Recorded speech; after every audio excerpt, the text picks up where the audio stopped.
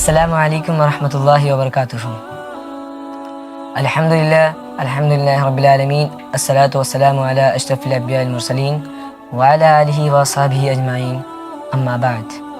محترم دوستو اور پیارے دینی اسلامی بھائیوں، آج میں آپ کے سامنے آیا ہوں حضور صلی اللہ علیہ وسلم کی ریاستی اور سیاستی قیادت کے بارے میں بتانے۔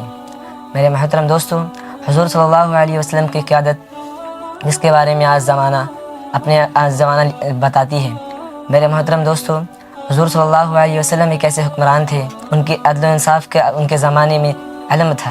میرے محترم دوستو، حضور صلی اللہ علیہ وسلم کی قیادت سب سے افضل اور سب سے اول تھی۔ میرے عزیز بھائیوں اور بہنوں، آئیے ہم آج ایک دنیا کی ان طاقتوں اور ریاستوں سے دور ان کی قیادت پر نظر ڈالتے ہیں، جس کے بارے میں اللہ رب ارشاد فرماتے ہیں، انا انزلنا الیک الکتاب بالحق لتحکم بین الناس، یعنی میرے محبوب، ہم نے آپ پر یہ کتاب اس لیے نازل کی تاکہ آپ لوگوں کے درمیان حق اور انصاف کے ساتھ فیصلہ کر سکیں۔ محترم دوستو، حضور صلی اللہ علیہ وسلم ایک ایسے شخصیت تھے جو لوگوں کے درمیان حکم اور عدل و انصاف سے کام کرتے تھے، انبیاءوں میں سے سب سے افضل انبیاء تھے۔ محترم دوستو، حضور صلی اللہ علیہ وسلم کی قیادت وہ تخت و تاج کی طلب نہیں تھی، بلکہ وحی کی خدمت تھی، اور وہ قیادت جس میں اقتدار نہیں تھا، خدمت تھی۔ محترم دوستو، حضور صلی اللہ علیہ وسلم جب مدینہ منورہ کی طرف ہجرت کرتے ہیں تو ایک دستاویز لکھتے ہیں جو شہر والوں کے لیے اعلان تھا کہ سب لوگ برابر ہیں، کوئی کسی پر غالب نہیں، کوئی بڑا یا چھوٹا نہیں۔ محترم دوستو، حضور صلی اللہ علیہ وسلم نے کسی مذہب کو ابھارا نہیں، بلکہ حضور صلی اللہ علیہ وسلم نے اس دنیا میں سب سے پہلے ایک تحریر آئینہ کو ظاہر کیا، جس میں یہ بتایا، اور انہوں نے انسانیت کو ابھارا، انسانیت کو دکھایا، بلکہ ایک ہی ملک میں الگ الگ مذہب کے لوگ ہونے کے باوجود سب کو مل کر ایک امت بن کر رہنا سکھایا۔ میرے محترم دوستو، حضور صلی اللہ علیہ وسلم کی قیادت اللہ رب العزت کے اقوال پر چلتی تھی، حضور کی قیادت اللہ کے حکم پر چلتی تھی۔ اس لیے اللہ رب القرآن مجید میں ارشاد فرماتا ہے، وشاورہم فی الامر، یعنی کہ ایک قیادت مشاورت کے بغیر ادھوری ہے۔ یعنی حضور صلی اللہ علیہ وسلم بڑے بڑے جنگوں میں شرکت کر چکے ہیں، جنگ بدر، جنگ احد، جنگ خندق ان کی قیادت تھی، لیکن حضور صلی اللہ علیہ وسلم کی قیادت ان جنگوں میں شرکت کرنے کے باوجود بھی، حضور صلی اللہ علیہ وسلم سید المرسلین ہونے کے باوجود بھی، انہوں نے اپنے صحابہ کرام سے مشورہ لیتے تھے، جنگوں سے پہلے اپنے صحابہ کرام سے رائے لیتے تھے اور ان کی رائے کو مقدم رکھتے تھے اور انہی کی رائےوں پر جنگ کو لڑا کرتے تھے۔ محترم دوستو، حضور صلی اللہ علیہ وسلم جو ایک بہت بڑے حکمران تھے، حضور صلی اللہ علیہ وسلم اتنے بڑے حکمران ہونے کے باوجود بھی اپنے صحابہ اکرام سے رائے لیتے تھے اور ان سے مشاورت کر کر جنگ لڑا کرتے تھے۔ میرے محترم دوستو، حضور صلی اللہ علیہ وسلم کی قیادت میں عدل و انصاف کا وہ نمونہ آج پوری دنیا ظاہر نہیں کر سکتی، ان کا آج مثال نہیں دے سکتی۔ حضور صلی اللہ علیہ وسلم کی قیادت اللہ کے حکم پر چلتی تھی، اس لیے اللہ رب العزت ارشاد فرماتا ہے، اذا حکمتم بین الناس ان تحکموا بالعدل، اگر تم لوگوں کے درمیان حکم کرتے ہو، ان کے درمیان حکمت کرتے ہو تو عدل و انصاف سے کرو۔ حضور صلی اللہ علیہ وسلم نے تو یہ تک فرما دیا کہ گویا اگر میری بیٹی فاطمہ جو کہ میرے دل کے گوشت کا ٹکڑا ہے،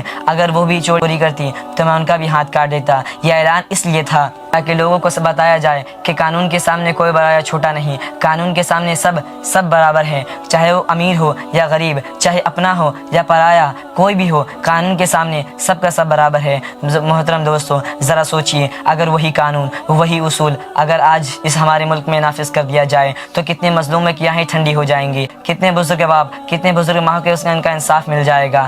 ذرا سوچ کر دیکھیے، حضور صلی اللہ علیہ وسلم نے کبھی بھی صحابہ کرام کو جنگ کے لیے نہ ابھارا۔ حضور صلی اللہ علیہ وسلم نے تو کتنی جنگ صرف اور صرف کلمے کی طاقت اور علم کی بدولت جیتا ہے۔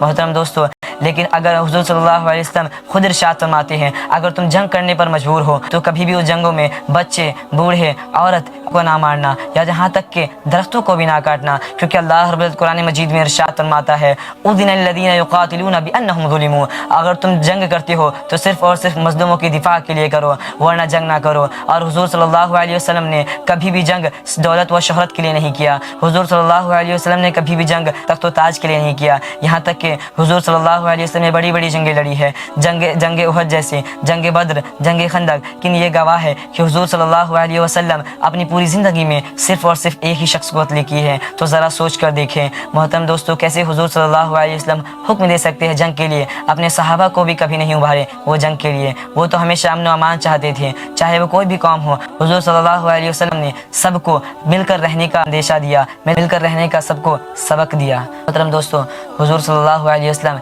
एक ऐसे लीडर थे जिनका कोई जवाब नहीं। फ़क़द जाअकुम रसूलुन मिन अनफुसिकुम रऊफ़ुर रहीम।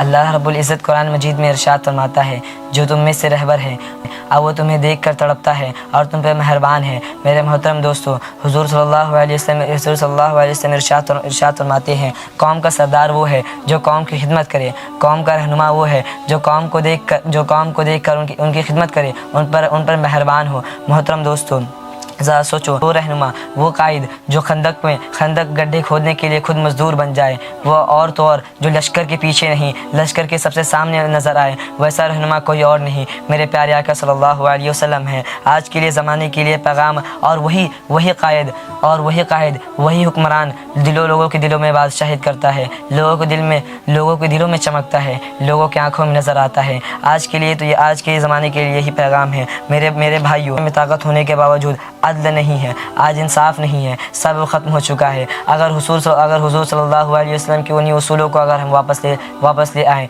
तो ये ज़माना बदल सकता है। लेकिन बड़े अफसोस की मकाम है, लोग आज इन्हें दिन ब दिन भूलते जा रहे हैं, लोग आज इन्हें दिन ब दिन ठुकराते जा रहे हैं। मेरे मोहतरम दोस्तों, अगर हम चाहें तो आज दुश्मनों से भी दोस्ती किया जा सकता है। अगर हम हुकूमत और डायलॉग को अगर मिला दें तो लोग आज दुश्मनों को भी दोस्त बना सकते हैं। मोहतरम दोस्तों, हमें चाहिए, अगर हमें निजात चाहिए तो हमें उस मदीने वाले के कदम निशां पर चलना होगा, हमें उनकी इत्तिबा करनी होगी, हमें उनसे मोहब्बत करनी होगी। उनसे मोहब्बत हम किस तरह करेंगे? उनकी सुन्नतों पर अमल कर हम मोहब्बत कर सकते हैं। मेरे मोहतरम दोस्तों, अगर हमें निजात चाहिए तो हमें निजात तख्त व ताज से नहीं मिलेगी, माल व दौलत से नहीं मिलेगी। हमें निजात मिलेगी तो सिर्फ मदीने वाले के इत्तिबा करने से मिलेगी। हमें अगर अगर हम चाहते हैं हमें निजात मिलेगी तो लश्कर सिपाही से नहीं मिलेगी, हमें हुजूर कायनात की इत्तिबा करके मिलेगी। इसलिए मेरी आप सबसे गुजारिश है कि आज ये ज़माने को फिर से बदलिए, हुजूर के कानून को, हुजूर के